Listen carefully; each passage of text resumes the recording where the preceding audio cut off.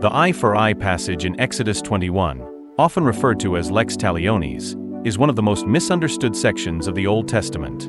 While it may seem harsh at first glance, it's important to see it within its historical and cultural context. Here's why it does not contradict God's mercy. In ancient times, formal legal systems were virtually non-existent. If someone wronged you, your family or tribe might retaliate, often with excessive force. The eye for eye principle actually served to limit vengeance by setting a clear boundary. The punishment could not exceed the original offense.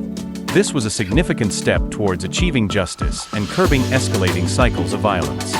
This principle emphasized that the punishment should be proportional to the crime.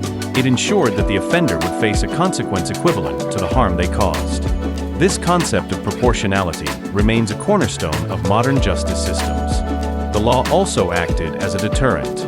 Knowing that they could face similar injury or loss, people were less likely to commit violent acts in the first place.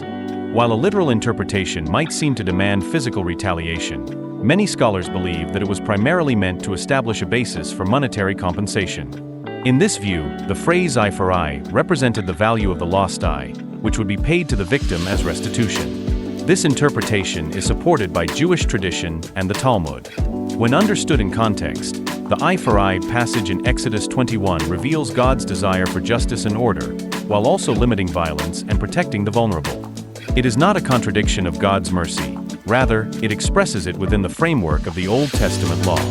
Ultimately, the Old Testament law points toward the ultimate expression of God's mercy in Jesus Christ.